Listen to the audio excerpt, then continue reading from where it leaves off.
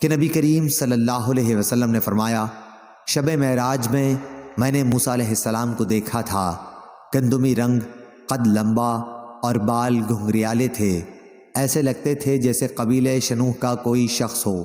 اور میں نے عیسیٰ علیہ السلام کو بھی دیکھا تھا، درمیانہ قد، میانہ جسم، رنگ سرخی اور سفیدی لیے ہوئے، اور سر کے بال سیدھے تھے، یعنی گھنگریالے نہیں تھے۔